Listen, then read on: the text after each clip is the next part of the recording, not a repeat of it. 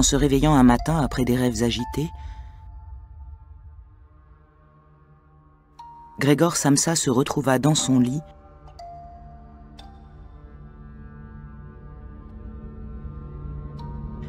métamorphosé en un monstrueux insecte. Il était sur le dos, un dos aussi dur qu'une carapace,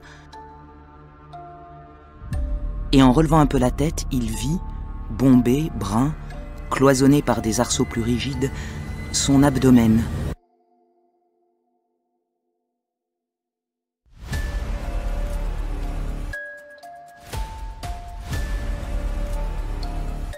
Bonjour à tous mes auditeurs et bienvenue sur ma chaîne Memento Liber. Aujourd'hui, nous parlerons d'une célèbre nouvelle appelée La Métamorphose de Monsieur Franz Kafka, né le 3 juillet 1883 à Prague et mort le 3 juin 1924 à Kierling. Il fut un écrivain austro-hongrois et considéré comme l'un des écrivains majeurs du XXe siècle.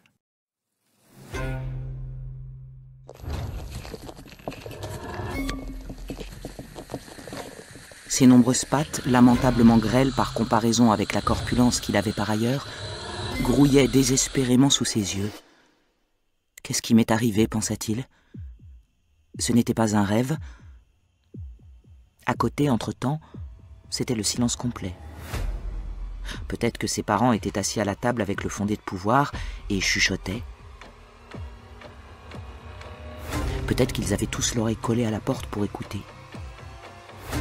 Grégor se propulsa lentement vers la porte avec la chaise, puis lâcha celle-ci, se jeta contre la porte et se tint debout en s'accrochant à elle. Les coussinets de ses petites pattes avaient un peu de colle. Quand il entendit le fondé de pouvoir pousser un grand « on aurait dit le bruit du vent dans les arbres ». Et Grégor le vit à son tour plus près de la porte que les autres, porter la main à sa bouche ouverte et reculer lentement, comme repoussé par une force invisible qui aurait agi continuellement. Surtout connu pour ses romans Le Procès, L'Amérique et Le Château, Franz Kafka laisse cependant une œuvre plus vaste, caractérisée par une atmosphère cauchemardesque, sinistre, où la bureaucratie et la société impersonnelle ont de plus en plus de prise sur l'individu. Kafka considère l'écriture comme une nécessité profondément intime. Il s'agit pour lui d'une activité atroce qui implique une ouverture totale du corps et de l'âme. Les critiques ont essayé de placer l'œuvre de Kafka dans divers courants littéraires tels que le modernisme et le réalisme. Le manque d'espoir et l'absurdité, que l'on retrouve dans toute son œuvre, sont des traits typiques de ce qui sera repris plus tard par l'existentialisme. Alors naîtra l'expression kafkaïenne, qui renvoie plutôt à un pouvoir bureaucratique omniprésent, gangrénant tous les modes d'existence sociale et renvoyant aussi au-delà du simple cadre de la littérature par son atmosphère absurde et d'illogisme. Kafka occupera une place importante au sein des discussions sur la philosophie, la vie, nos états d'esprit, nos humeurs et les réactions des individus faibles face aux défis auxquels ils font face.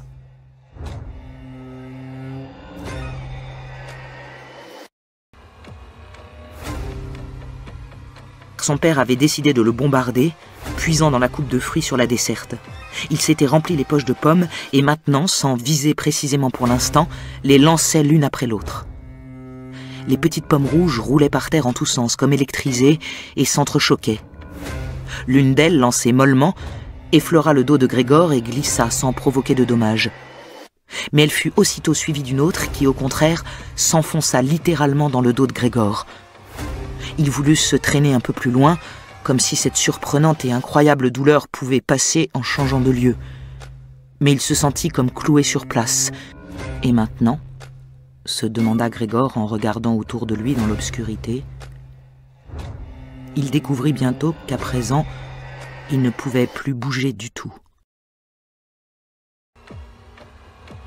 La métamorphose de Kafka a donné lieu à une multitude d'interprétations.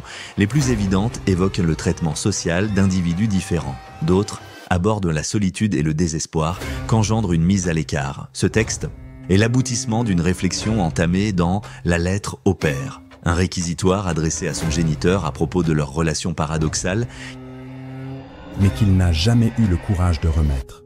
Kafka y décrit la peur qu'il ressentait depuis qu'il était enfant, le sentiment d'être petit face à la figure imposante de son père, et comment cela l'a fait grandir sans confiance en lui. Il a dit que, devant son père, il se sentait coupable d'exister, simplement. Selon toute hypothèse, l'auteur s'apparenterait donc à Grégor, en conflit permanent avec son père du fait de leurs différences. Mais également, Kafka parle de l'absurde. Et dès les premières lignes, le récit peut surprendre. Pourtant, l'élément déroutant n'est pas celui qu'on croit. La transformation de Grégor Samsa en insecte n'est finalement pas si surnaturelle que ça pour le lecteur. On comprend rapidement son sens allégorique et son sens métaphorique. Sa métamorphose apparaît vite comme une révolte individuelle contre une certaine société. Le refus de mener une existence dépourvue de sens. La métamorphose signifie essentiellement que nous sommes tous prisonniers de circonstances diverses, travail, économie, géographie ou famille, et que nous sommes tous finalement seuls dans notre confinement. Il faut lire ou relire. La Métamorphose de Franz Kafka, il est un roman à dimension économique et sociale. À travers lui, l'auteur dénonce la dépendance, le pouvoir et l'exploitation des êtres faibles et différents, ainsi que l'aliénation de la société du XXe siècle. Alors merci Monsieur Kafka, et surtout merci à vous mes auditeurs pour votre temps et votre écoute. N'oubliez pas de partager, commenter et vous abonner bien sûr. Et en attendant une prochaine vidéo, je vous dis à bientôt et surtout prenez soin de vous.